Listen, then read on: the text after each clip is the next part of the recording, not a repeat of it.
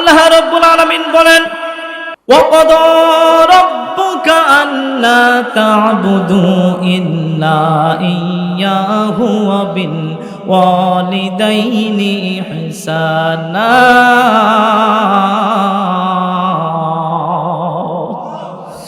আল্লাহ রাব্বুল আলামিন পিতামাতার কথা বললেন, তাদের প্রতি ইহসান করার কথা বললেন, তাদের প্রতি ভালোবাসা দেওয়ার কথা বললেন। এখানে আমাদের কোনো যুক্তি তর্ক খাটবে কি খাটবে না? খাটবে? আল্লাহর কথার সাথে কোনো যুক্তি খাটবে? বিনা যুক্তিতে, বিনা ভিত্তিতে আল্লাহ যা বলেছেন তার সঙ্গে কোনো যুক্তি দেওয়া যাবে না। বিনা যুক্তিতেই সেটাকে বিশ্বাস করে নিতে হবে। সেটাই হলো ঈমানদার। আল্লাযীনা ইউমিনুনা বিল গায়ব ওয়া ইউকিমুনাস সালাতা ওয়া মিম্মা রাযাকনাহুম ইউনফিকুন। জোরে কোন আল্লাহু আকবার। আল্লাহ রাব্বুল আলামিন বলেন, যারা ঈমানদার, অদৃশ্যের প্রতি ঈমান এনেছে তারা ঈমানদার, আর অদৃশ্যের প্রতি ঈমান আনার পর তারা সালাত কায়েম করবে, তারপর তারা তাদের দেওয়া রিজিক থেকে আল্লাহর রাস্তায় ব্যয় করবে এবং পরকালের প্রতি বিশ্বাস করবে। উলাইকা আলা হুদাম মির রাব্বিহিম ওয়া উলাইকা হুমুল মুফলিহুন। আল্লাহ রাব্বুল আলামিন বলেন, তারাই সফল কাম যারা আল্লাহর রাস্তায় দান করে।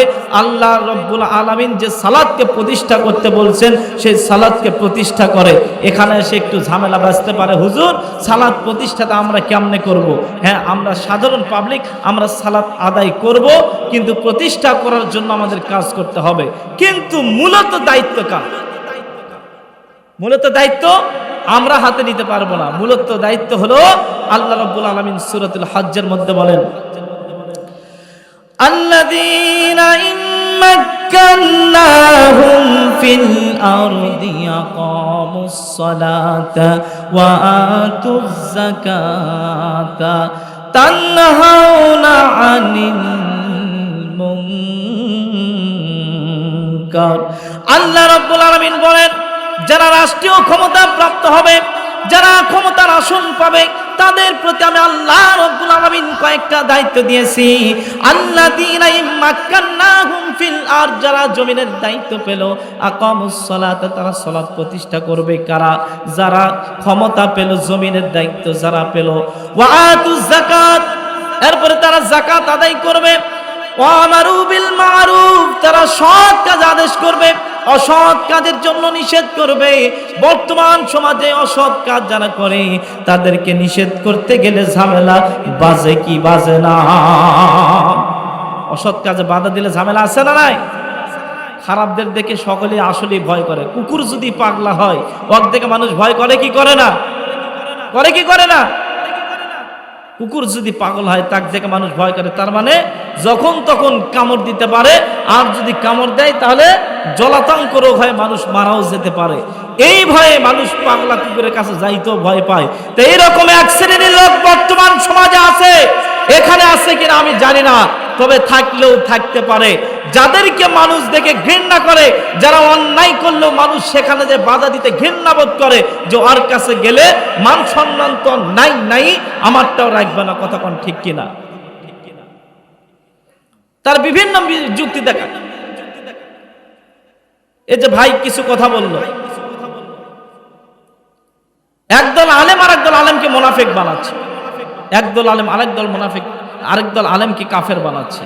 মানে ফতুয়ার ঝুরি নিয়ে বসে গেছে, কোথায় কোথায় মুনাফিক, কোথায় কোথায় কাফের। মানে ক্ষমতার জন্য সবকিছু তারা বলতে পারে। কথা কোন ঠিক কিনা? প্রিয় ভাইরা আমার, এটা শুধু আজকেই নয়, এটা পূর্ব থেকে হয় আসতেছে। আল্লাহ রাব্বুল আলামিন যখন থেকে দুনিয়াতে মানুষ প্রেরণ করছেন, আর এই মানুষদেরকে সঠিক পথ দেখানোর জন্য পথ প্রদর্শক হিসেবে যুগে যুগে নবী রাসূলদেরকে আল্লাহ তাআলা দুনিয়ায় পাঠিয়েছিলেন। এই সমস্ত নবী রাসূলরা এসে যখন মানুষদেরকে দিনের দাওয়াত দিচ্ছিলেন, তারাও এরকম বিভিন্ন খরা যুক্তি দেখাচ্ছিল আর বলতেছে, তোমারটাই মিথ্যা, আমাদেরটাই সত্য, তুমি আল্লাহর পক্ষ থেকে কি নিয়ে আসছো এটা তোমার মিথ্যা কথা। এটা পূর্ব থেকে হয়ে আসতেছে। এই জন্য আমরা বিচলিত নই, এই জন্য আমরা বিচলিত হই নাই। হযরত ওমর ফারুক রাদিয়াল্লাহু তাআলা আনহু তার শাসন আমলে আল্লাহর নবীর এই প্রিয় সাহাবী হযরত ওমর ফারুক রাদিয়াল্লাহু তাআলা আনহু তার শাসন আমলে একজন ইহুদি পাদ্রী এসে বলতেছে, ওমর তোমার কাছে 4টি প্রশ্ন করব, যদি 4টি প্রশ্নের উত্তর দিতে পারো তাহলে আমি তোমার হাতে ইসলাম গ্রহণ করব, মূর্তি পূজা অগ্নি পূজা সবকিছু আমি ছেড়ে দিব, ছেড়ে দিয়ে তোমার ধর্ম গ্রহণ করব। হযরত ওমর রাদিয়াল্লাহু তাআলা আনহুর কাছে 4টি প্রশ্ন করা হচ্ছে। ইহুদি 1 নাম্বার বললেন, আচ্ছা দেখি তুমি বলো তো পৃথিবীর এমন কোন জায়গা আছে যেই জায়গায় একদিন মাত্র সূর্যের আলো পড়েছিল? কয়দিন? একদিন মাত্র সূর্যের আলো পড়েছিল। দ্বিতীয়ত, কিয়ামতের পূর্ব পর্যন্ত আর সূর্যের আলো সেখানে পড়বে না, বলো সেই জায়গার নাম কি?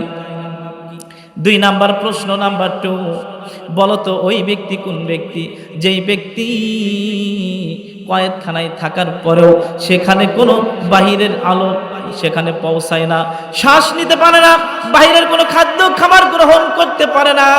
আচ্ছা 3 নাম্বার প্রশ্ন, বলো তো দেখি তোমার কাছে আমার 3 নাম্বার প্রশ্ন হইল, তুমি এমন একটি প্রশ্নের উত্তর দিবা যেই প্রশ্নের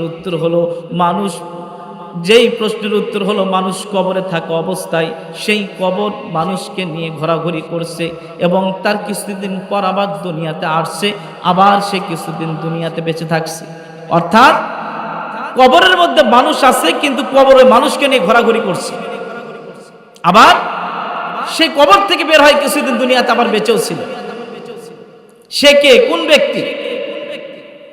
আরেকটা প্রশ্ন, 2টি ভাই একসাথে জন্মগ্রহণ করছে, একসাথে মৃত্যুবরণ করছে, কিন্তু মাঝখানে 100 বছরের ছোট বড়, 100 বছরের ছোট বড়। আজব প্রশ্ন নয়? হযরত ওমর ফারুক রাদিয়াল্লাহু তাআলা আনহু তার দরবারে উপস্থিত ছিলেন সেই সময় ছোট্ট একজন সাহাবী, নাম তার হলো হযরত আব্বাস রাদিয়াল্লাহু তাআলা আনহু। এই সাহাবীকে রাইসুল মুফাসসিরিন বলা হয়, এত জ্ঞানের অধিকারী তিনি ছিলেন। তিনি বলতেছে, ও ইহুদি, তুমি ওই প্রশ্ন খলিফাকে করছো কেন? ওটা তো আমার কাছে কোনো ব্যাপারই না। ইহুদির চোখ কপালে উঠে গেছে, সর্বনাশ, বলে কি? আমি তো ভাবছি এই প্রশ্নের উত্তর অনেক কঠিন হবে, আমি তো ঠিক মতে জানি না। আর এই ছোট বাচ্চা বলতেছে প্রশ্ন অনেক সহজ, খলিফাকে কেন বলতে গেছো? আমাকে বললি তো আমি উত্তর দিয়ে দেই। জোরে কোন সুবহানাল্লাহ। তাদের প্রশ্ন যত জটিল হবে মুসলমানদের কাছে তত সহজ হবে। 1 নাম্বার, যখন তাকে প্রশ্ন করা হলো পৃথিবীর এমন কোন জায়গা আছে যেখানে সূর্যের আলো মাত্র একদিন পৌঁছেছিল, কিয়ামতের পূর্ব পর্যন্ত আর পৌঁছবে না, সেই জায়গাটা কোনটা তুমি কি বলতে পারবা? হযরত আব্বাস রাদিয়াল্লাহু তাআলা আনহু উত্তর দিয়ে দিলেন সূরাতুল বাকারার 50 নম্বর আয়াত দিয়ে, وَإِذْ فَرَقْنَا بِكُمُ الْبَحْرَ فَأَنْجَيْنَاكُمْ وَأَغْرَقْنَا آلَ فِرْعَوْنَ। হযরত আব্বাস রাদিয়াল্লাহু তাআলা আনহু তিনি বললেন, তুমি কি জানো না, তুমি আজকে প্রশ্ন করার আগে উত্তর আমার আল্লাহ তাআলা পবিত্র কোরআনুল কারীমের মধ্যে বলে দিয়েছেন। যখন ফেরাউন হযরত মূসা আলাইহিস সালামকে তাড়া করলো, মূসা আলাইহিস সালাম যখন চলে যেতে লাগলেন, আল্লাহর পক্ষ থেকে হুকুম হয়ে গেল, রে মূসা তাড়াতাড়ি তোমার মাতৃভূমি ছেড়ে তুমি হিজরত করে চলে যাও। ফেরাউন দলবল বাহিনী নিয়ে তাকে তাড়া করেছে। হযরত মূসা আলাইহিস সালাম যাইতে যাইতে যখন নীল নদের কাছে গেলেন, দেখলেন পানি আর পানি, কোনো দিকে যাওয়ার কোনো রাস্তা নাই। আল্লাহর কাছে বলতেছে, রব্বুল আলামিন, সামনে তো নীল নদ বাজে গেল, এখন আমি কি করব? কেমন করে আমি নীল নদ পার হয়ে যাব? আল্লাহ রব্বুল আলামিন বললেন, রে মূসা, তোমার হাতে ওটা কি দেখা যায়? মূসা আলাইহিস সালাম বললেন, আল্লাহ এটা হলো লাঠি। আল্লাহ রাব্বুল আলামিন বললেন, ক্বালা হিয়া আসাই। মূসা আলাইহিস সালাম বললেন, আতাওয়াক্কাউ বিহা ওয়া আলাইহা ওয়া আশু বিহা আলা গুনামি ওয়া লিয়া ফিহা মারিবু কুরা। আল্লাহ রাব্বুল আলামিন বলতেছে, রে মূসা, তোমার হাতের লাঠি দিয়ে নীল নদে তুমি আঘাত করো, নীল নদে আঘাত করার সঙ্গে সঙ্গে একটি নয় দুইটি নয় 12টি রাস্তা আল্লাহ রাব্বুল আলামিন মুসা আলাইহিস সালামকে বের করে দিলেন। জোরে বলা যাবে কি সুবহানাল্লাহ। আল্লাহ রাব্বুল আলামিন বলেন আলা ইন্না আউলিয়া আল্লাহি লা খাউফুন আলাইহিম ওয়ালা হুম ইয়াহজানুন। আল্লাহ রাব্বুল আলামিন বলেন যারা আল্লাহর বন্ধু হয়ে যায় তাদের জন্য কোনো ভয় নাই, ভয় নাই। তাদেরকে হেফাজত করার মালিক হলাম আমি আল্লাহ। চিৎকার দিয়ে বলেন তো, যার সাথে আল্লাহ আছে, যার হেফাজতের দায়িত্ব আল্লাহ নিতে পারে, তার কি কোনো ভয় থাকতে পারে? তার কোনো ভয় আছে? আল্লাহ আমার রব, এই রবই আমার সব। সকলে বলেন আল্লাহ আমার রব, এই রবই আমার সব। দমে দমে তনু মনে তারই অনুভব।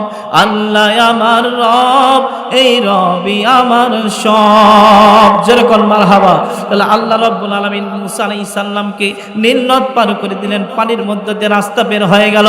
কিন্তু যখন মিস্টার ফিরাউনের দলবল নিয়ে যখন নীল নদ পার হতে লাগলো রে বাজান, তখন যখন ওই নীল নদের মধ্যে যাইতে লাগলো, আল্লাহ রাব্বুল আলামিন পানিকে হুকুম করে, নীল নদকে হুকুম করে বলে রে নীল নদ আমার বন্ধু পার হয়ে গেছে, আর রাস্তা তুই দিস না, আর রাস্তা দিস না, রাস্তা বন্ধ করে দে।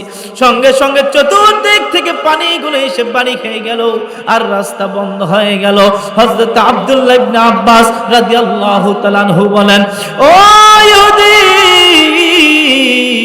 এখান থেকে জানতে পারি ওই নীল নদে ওই একদিনই রোদ পেয়েছিল, একদিনই সূর্যের তাপ পেয়েছিল কিয়ামতের আগে, আর ওখানে সূর্যের তাপ লাগবে না।